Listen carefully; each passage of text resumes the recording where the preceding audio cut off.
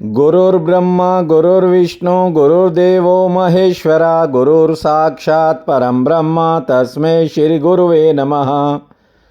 नीलाम्बुजश्यामलकोमलांगं सीतासमारोहयित्वामभागं पानो महासायकचारुचापं नमाविरामं रघुवंशनाथम्। त्वमेव माता च पिता त्वमेव बन्धु च सखा त्वमेव विद्या च द्वरिणं त्वमेव सर्वं मम देव। वासुदेवसुतं देवं कंसं चाणूरमर्दनं देवकी परमानन्दं कृष्ण वन्दे जगद्धाम।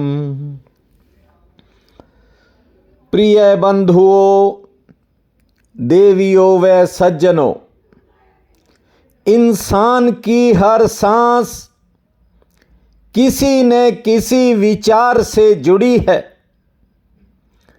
आप भी गौरपूर्वक इस बात को महसूस कर लेना। जरा सा क्रोध आते ही सांसें तेज चलती हैं, श्वास की गति गुस्से में तेज हो जाती है।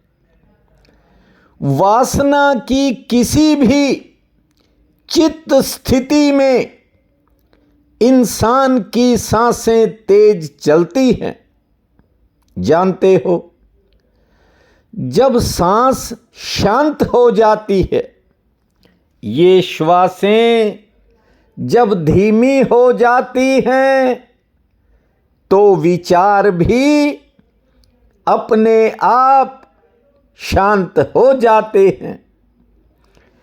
1 नवंबर से 5 नवंबर तक सुबह शाम करीब 1 घंटा लंबी श्वासें लेने की कोशिश करना। सुनने में हो सकता है ये बात साधारण लगेगी, लेकिन आपको इस चातुर्मास महायज्ञ का पूर्ण लाभ मिलेगा। इससे पहले कि मैं आपको इन 5 दिनों के नियम बताऊं, उससे पहले थोड़ा इन 5 दिनों का महत्व जान लेते हैं। सनातन परंपरा के अनुसार कार्तिक शुक्ल पक्ष की एकादशी से लेकर कार्तिक पूर्णिमा के बीच का जो समय है, ये सारा समय विष्णु पंचक कहलाता है। कार्तिक शुक्ल पक्ष की एकादशी के दिन भगवान विष्णु अपनी योग निद्रा से जागते हैं। इसलिए एकादशी और पूर्णिमा के बीच की अवधि अर्थात 5 दिन, ये बहुत बड़ा पुण्यकाल होता है। इन 5 दिनों में भीष्म पितामह ने ठाकुर जी की भक्ति प्राप्त करने के लिए विशेष व्रत और नियम लिए थे। जानते हो, जब उन्होंने ये नियम निभाए, उस समय वे वानों की शैया पर लेटे थे।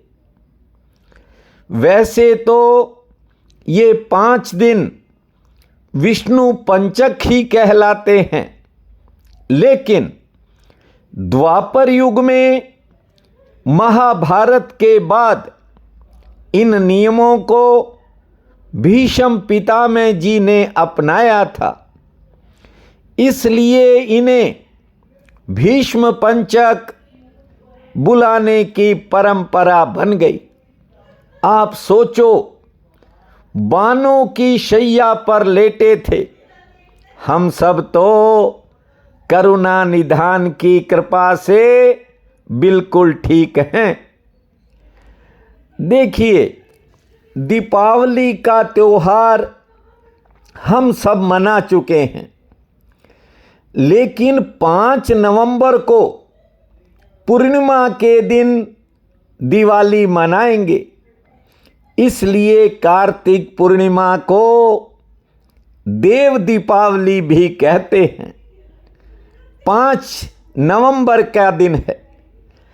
पुराणों के अनुसार पुरातन काल में त्रिपुरासुर नाम का एक राक्षस था। जानते हो, उसने तीनों लोकों में आतंक मचा रखा था।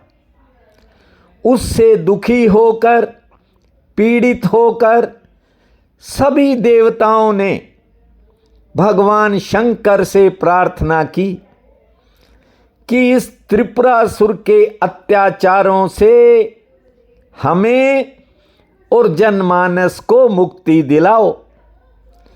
तो कार्तिक पूर्णिमा के दिन ही देवाधिदेव महादेव भगवान शंकर ने उस त्रिपुरासुर का वध किया था। इस जीत की खुशी में देवताओं ने कार्तिक पूर्णिमा को दिवाली मनाई थी। विष्णु पंचक के प्रथम दिन तुलसी विवाह की भी परंपरा है और आदि काल से चली आ रही है। इन 5 दिनों में दीपदान का विशेष महत्व कहा गया है। इससे पहले कि मैं आपको 5 दिनों के व्रत और नियमों से अवगत करवाऊं, मेरा एक आग्रह है सभी बहन भाइयों से कि ये 5 दिन मेरे लिए काफ़ी व्यस्ततापूर्ण रहेंगे। इसलिए कृपया फ़ोन न करें, केवल मैसेज में ही अपनी बात रखें। आपके प्रश्न का उत्तर जैसे ही मुझे समय लगेगा मैं अवश्य दे दूंगा। ध्यान से सुनो।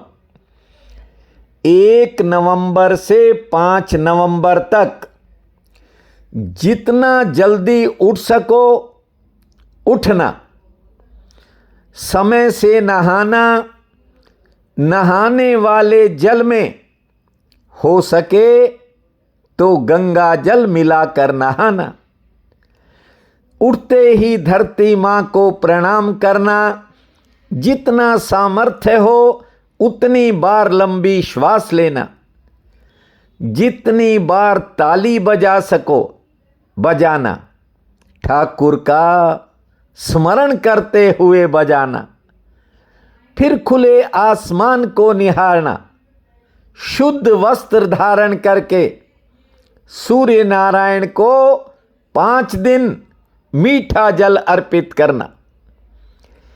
रविवार को छोड़कर शेष 4 दिन तुलसी माता को भी जल अर्पित करना।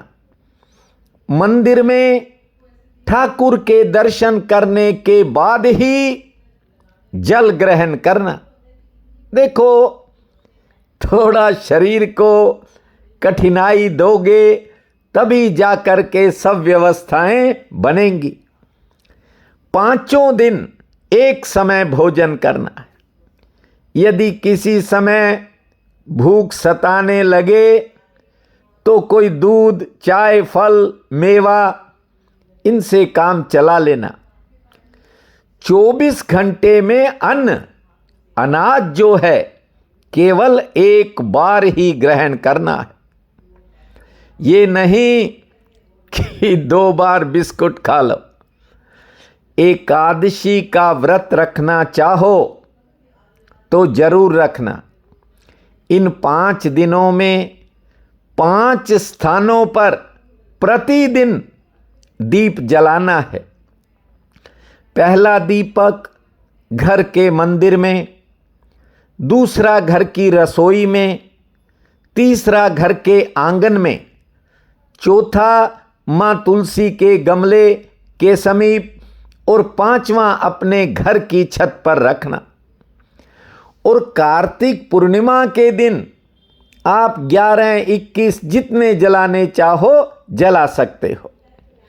और इन 5 दिनों में तामसिक चीजों को खाने से परहेज करना। लोभ और क्रोध से जितना हो सके बचना। प्रतिदिन कम से कम 20 मिनट और अधिक से अधिक 50 मिनट मौन रहना। जितना रह सको चुप रहना।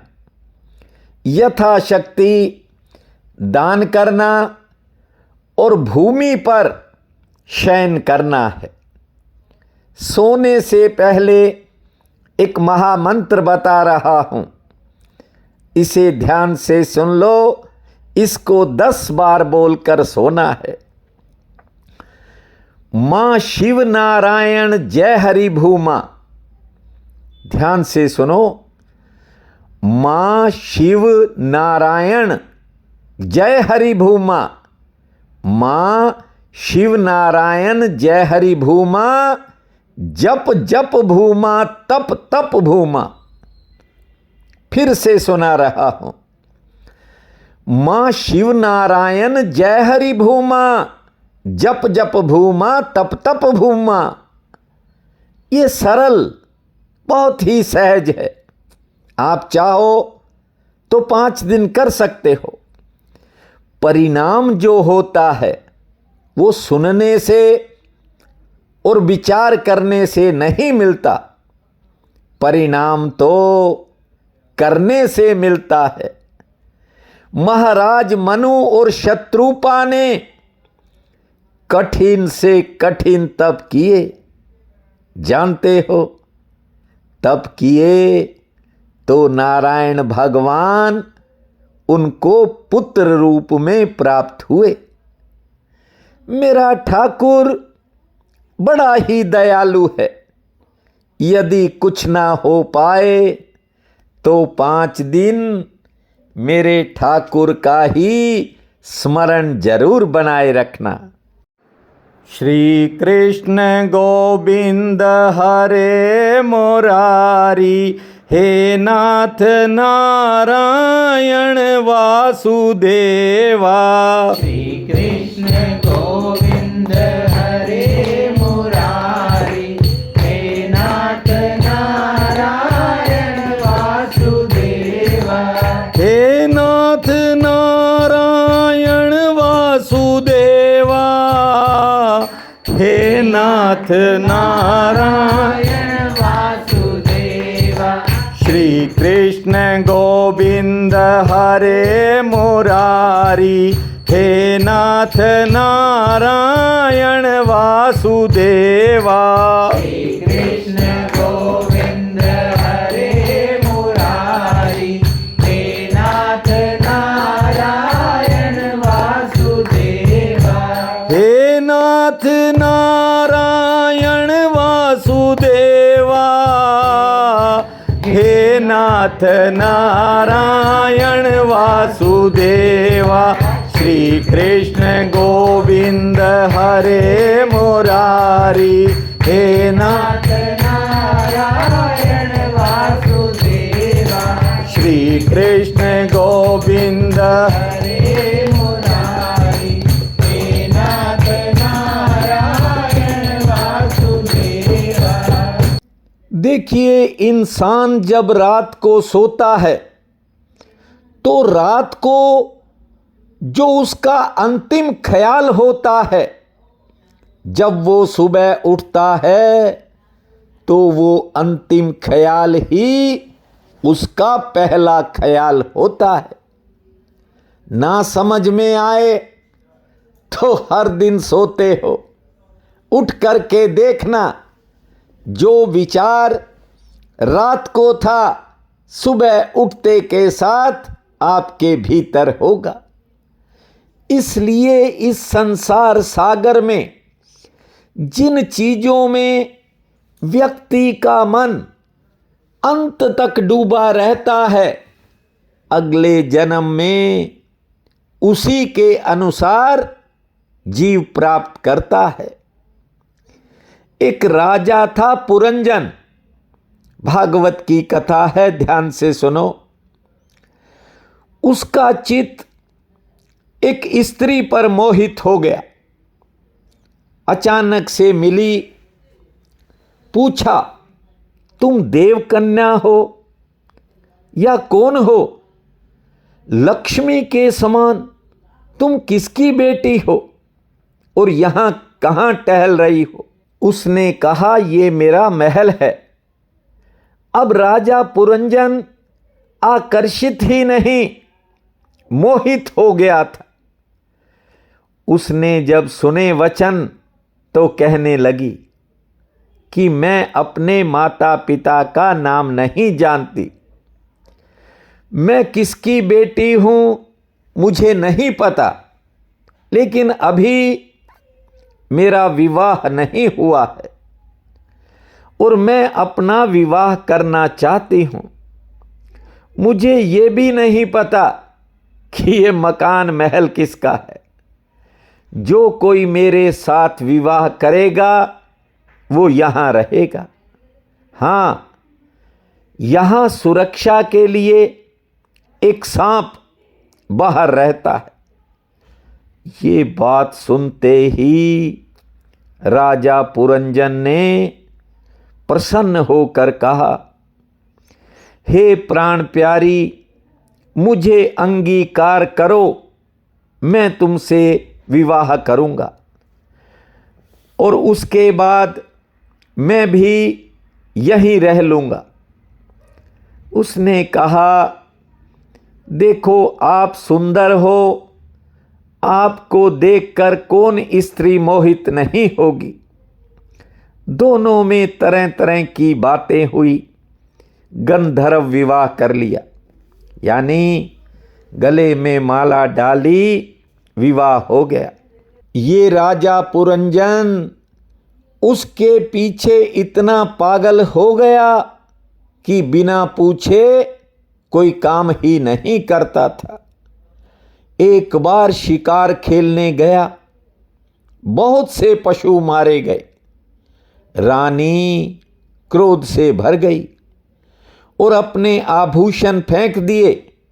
एक मैली धोती पहनकर कोप भवन में पड़ी रही और जब राजा आया, दासियों से पूछा तो दासियों ने कहा कि न मालूम आज कौन सा दुख रानी को हो गया। उन्होंने कपड़े गहने पृथ्वी पर फेंक दिए और वहां जमीन पर लेटी हुई हैं। राजा पुरंजन ने बुलाया, बोली नहीं, क्योंकि क्रोध भीतर है। फिर चरण दबाए हैं। राजा पुरंजन ने, तू मुझसे बोलती क्यों नहीं? मैंने कौन सी वस्तु तुझे नहीं दी? कब तेरा कहना नहीं माना? जो इतना दुखी हो रही है, तेरी ये दशा देखकर मेरा कलेजा फटता है। ऐसा होता है, हर घर में होता है। राजा भी कह रहा है कि मेरी सौगंध, तू जल्दी बता, किसी ने यदि तुझे कोई दुर्वचन कहा तो अभी दंड दूंगा। अब रानी क्रोध से बोली, सब तुम्हारा कसूर है। मेरे से पूछे बिना शिकार खेलने चले गए, मैं इसी कारण उदास हूं। पुरंजन पांवों में गिर गया। हे प्राण प्यारी, मुझसे चूक हो गई। अब तेरी आज्ञा के बिना कहीं नहीं जाऊंगा। मुझे अपना दास समझकर मेरा अपराध क्षमा कर। उसी समय राजा उठा। उसके जो शरीर पर धूल थी वो झाड़ी, गहने कपड़े पहनवाए हैं और बहुत दिनों तक उसके साथ भोग विलास करता रहा। राजा पुरंजन को बुढ़ापा आ गया था, लेकिन इंद्रियों के शिथिल होने पर भी संसार का मोह लगा हुआ था। नारद जी कहते हैं, ये मृत्यु नामक काल की बेटी अपना पति ढूंढने के लिए सब जगह जाती है, पर उसे मृत्यु जानकर कोई अंगीकार नहीं करता था। नारद जी कहते हैं, एक बार मेरे पास भी आई, कहने लगी मेरे से ब्याह कर लो। जब मैंने नहीं माना तो उसने मुझे क्रोध से श्राप दे दिया, जाओ, एक मुहूर्त से ज्यादा तुम किसी जगह रह नहीं सकते, दिन रात घूमते रहो, 2.5 घड़ी से अधिक कहीं ठहरोगे तो तुम्हारा सिर दुखेगा। नारद जी कहते हैं, जब उसने मुझको श्राप दिया तो मैंने उसे उपाय बतलाया। ध्यान से सुनना। नारद जी ने उसे कहा कि प्रज्वार एक गंधर्व है, उसकी बहन हो जा। उसके बड़ी सेना है, रोज नया पुरुष पकड़कर तुझसे भोग के लिए दिया करेगा। ये वचन सुनते ही कन्या प्रज्वार गंधर्व से जाकर बोली, मैं तुम्हारी बहन बनने के लिए आई हूं। उस गंधर्व ने कहा, बहुत अच्छा। उसने जरा नाम की कुटनी को बुलाकर कहा कि तू उसके लिए एक युवा सुंदर मनुष्य ले आ। देखिए, कोई किसी को कुछ चीज दे, अपनी खुशी से दे और वो ना ले, या धन पाकर मनुष्य दान पुण्य ना करे तो वह दुख ही पाता है। परमेश्वर ने ये जो मृत्यु की अवधि है इसलिए रखी कि यदि मनुष्य को अपनी मृत्यु का हाल मालूम होगा तो वह अधर्म करना छोड़ देगा। नारद जी कहते हैं, ये परमेश्वर की माया है, इसे वे गुप्त रखते हैं। कुछ जो कुटनी जो थी वो गंधर्व से कहा कि राजा पुरंजन उसके साथ विवाह करने योग्य हैं। जानते हो, प्रज्वार ने 308 गंधर्व और गंधर्वनी सेना पुरंजन से लड़ने के लिए भेज दी। जिस किले में पुरंजन था, भोग विलास करता था, उस किले की रक्षा एक सांप करता था। 5 फण थे उसके। अब वो द्वार पर है, गंधर्व आ गए, अब वो युद्ध सांप कर रहा है। उसने भीतर नहीं जाने दिया, लेकिन लड़ता लड़ता थक गया, उदास होकर कहने लगा कि मैं इतने दिनों तक शत्रु से लड़ा, पर मेरा स्वामी इतना भोग विलास में उलझा है कि एक दिन मेरी सहायता नहीं की उसने आके। अब सर्प इतना थक गया था कि वह बस वहां से भागा और एक खोखले वृक्ष में जा करके जो है चला गया। और फिर जो था, पुरंजन के किले में वे घुस गए हैं। पुरंजन व्याकुल हो गया। वह उसने जब आग लगाई वहां महल को ही, जानते हो, पुरंजन और किसे तो क्या बचाता, अपने कुटुंब की रक्षा तो क्या करता, वो खुद ही जल करके मर गया। और जानते हो, जब दूसरा जन्म हुआ तो राजा विदर्भ की बेटी बनकर के पैदा हुआ। स्त्री होने का कारण यह है कि मरते समय भी पुरंजन का ध्यान अपनी उस पुरंजनी में लगा था, इसीलिए उसे स्त्री का शरीर मिल गया। इसलिए कहता हूं, जब समय आए, क्यों ये मंत्र कहता हूं कि रात को जप करके सोना, क्योंकि रात को ठाकुर ख्याल में रहेगा तो सुबह उठते ही उसका ही ख्याल आपके हृदय में होगा। इसलिए जितना समय मिले बस गोविंद को मना लिया करो। गोविंद मेरो है, गोपाल मेरो है, गोविंद मेरो है, गोपाल मेरो है। गोविंद मेरो है, गोपाल मेरो है। गोविंद मेरो है, गोपाल मेरो है। अरे बांके बिहारी नंदलाल मेरो है। अरे बांके बिहारी नंदलाल मेरो है। गोविंद मेरो है, गोपाल मेरो है। भजो मेरो है, गोपाल मेरो है। अरे बांके बिहारी नंदलाल मेरो है। गोविंद मेरो है, गोपाल मेरो है। भजो गोविंद मेरो है। गोपाल मेरो है।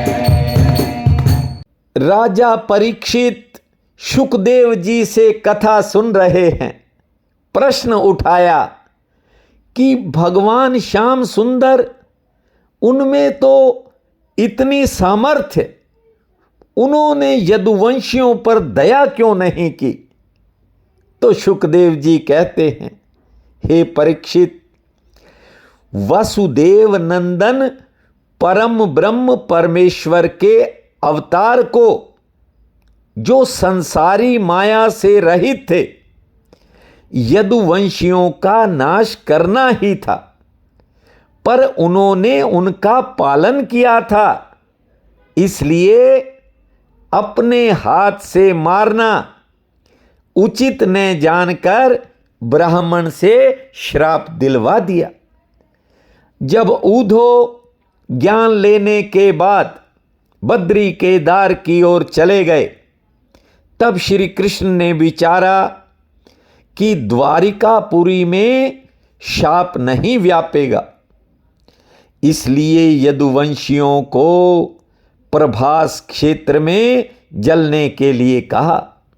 त्रिभुवनपति की आज्ञा से राजा उग्रसेन और वासुदेव के सिवा, उग्रसेन और वासुदेव जी को छोड़कर सभी यदुवंशी हाथी, घोड़े और रथों पर चढ़कर प्रभास क्षेत्र में पहुँचे।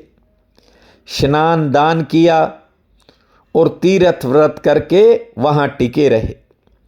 अब दूसरे दिन परमेश्वर की इच्छा से सब यदुवंशी मदिरा पान करने लगे। मतवाले समुद्र किनारे बैठे अपनी अपनी डींगे हाँकते हैं। और जानते हो, स्नान करते समय एक तो उन्होंने मदिरा पान कर रखा था, फिर छेड़खानियाँ, कहीं पानी के छींटे गिरने से लड़ाई हो गई, कहीं आपस में बाण चल गए, तलवार गदाएं चल गई, सब शस्त्र चलने लगे। अधर्म करने वाले वेद शास्त्र का वचन झूठा मानकर मनमाना पाप करते हैं। उसी तरह ब्राह्मण के श्राप से